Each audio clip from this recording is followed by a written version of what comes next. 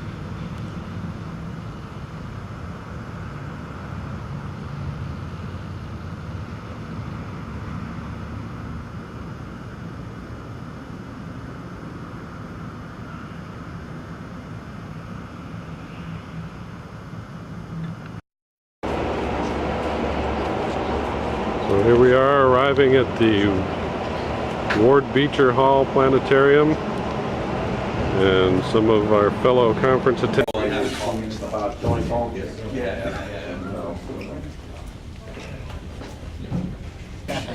Yeah.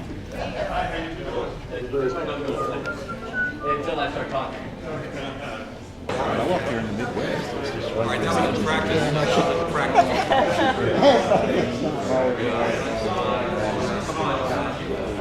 We all learned for our Earth's moon that that's true. We all learned that back in Miss Spitfire's 6th grade class. At least I learned it in Miss Spitfire's 6th grade class, that the moon rotates and revolves the same period of time. And so as we see from here in the Earth, we see one side of it. That's true of large moons and most of the medium-sized moons.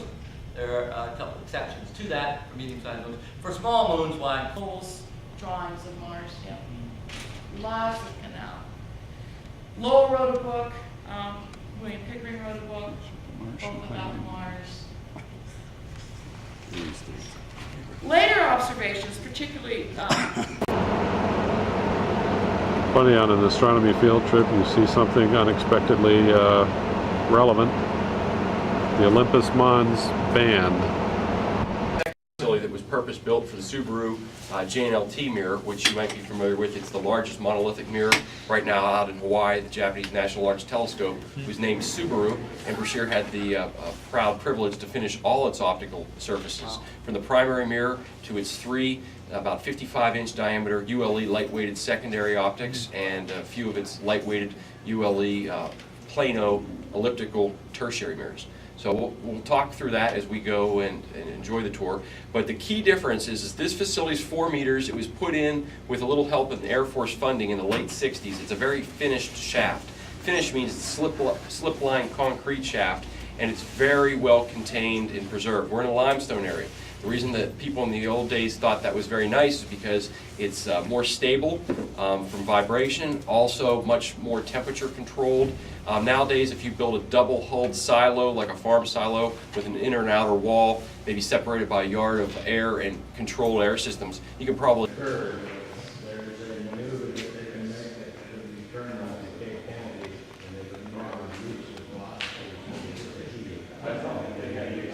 That's very possible. To give you another piece of information which we're fortunate to hear is a lot of politicians and the people running NASA and whatnot are really up in their up. And we'll show you later on some pictures. We make about 3 different instruments which track every missile launch and space shuttle launch the United States has. and now they're going to redundant imagery. They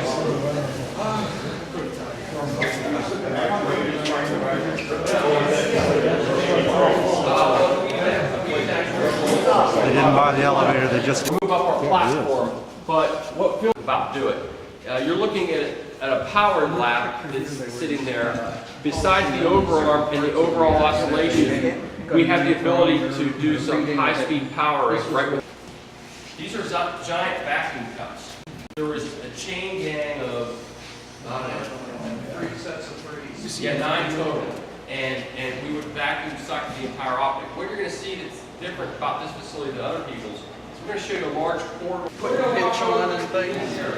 You photograph in here, but not the machine.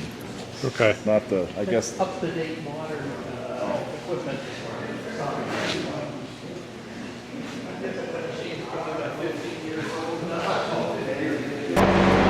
And leaving the tour.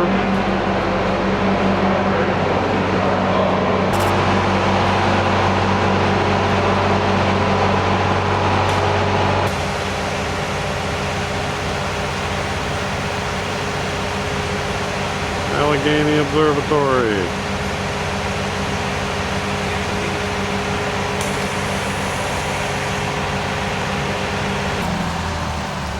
That's a more proper picture. It's raining. Things that aren't there. And you can tell how wide the chart mask they use. You get the same little width. I don't know whether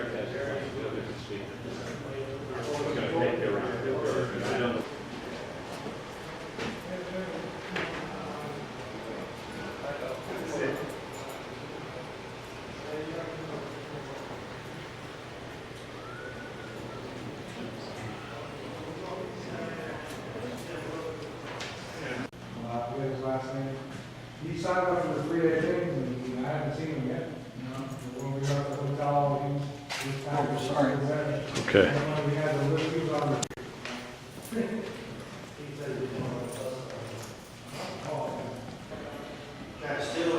there's a mirror. The original mirror of the Keeler telescope has since been replaced.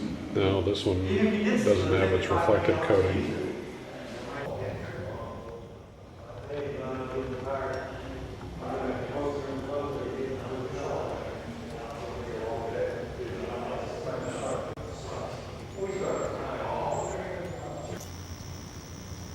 There's the big dome.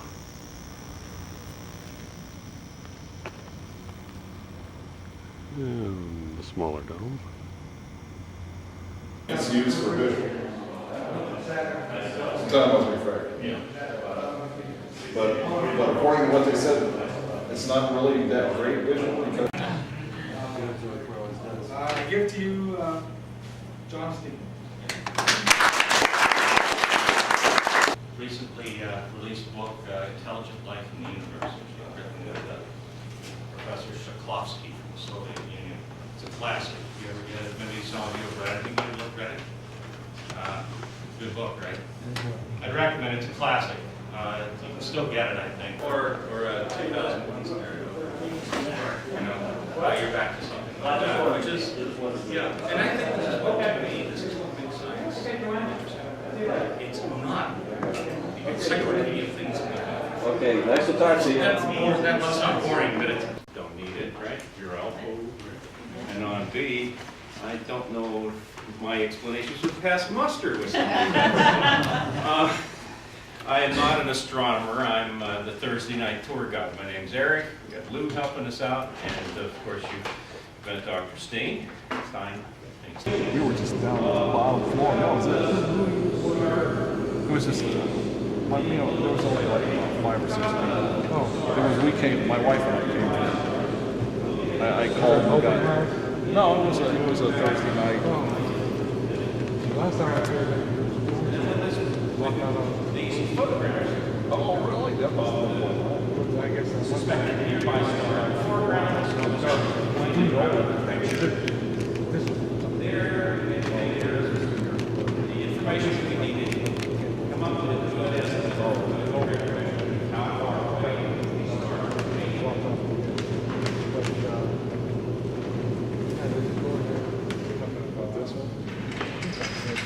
been a while since I've been.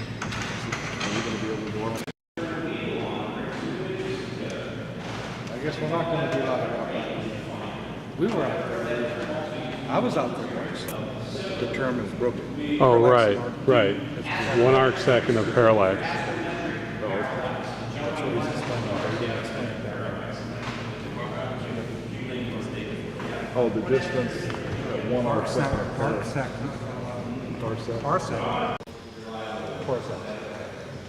Like one of these classic stories of scientific discovery. This has on this idea for a couple of years. After a while,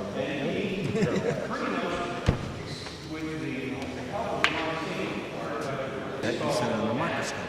You measure it that way. blinking comparator. We look for depends on what you think. That looks more like an SPIG with a filter wheel on the back. You got this right at the focal point, in where the photographs are stood. And the particles is captured by its own probe, and it's a silver box where each one's got its own super duper electric eye thingy. Well, they used to call photomultiplier tubes, that were just out there. That makes sense. This is where I'm faking the next couple of minutes because I think this is correct. Ruling is on a motorized mount. And so as the starlight's coming in, each star's going into its own hole, getting piped over to the electric eye things that report to the computer. This window pane is moving, bringing these black lines in the way and out of the way, in the way and out of the way, in the way, out of the way, in the way, out of the way, of the way, out of the way, in the way, out of the way. Diminish and reveal. It's one of those things, right? Change of intensity over time. You're getting a sine wave. Going into the computer, being recorded against the computer's clock, and all the other guys, all the other 12 of them, and all those thousands of lines coming in. Those big black wheels have a direct family relationship to this thing I'm moving and noticing. Because those are streetcar wheels. The Pittsburgh trolley company at the time. Trolley controller. Oh, Wagner, okay. Yeah, that's Wagner Observatory, right?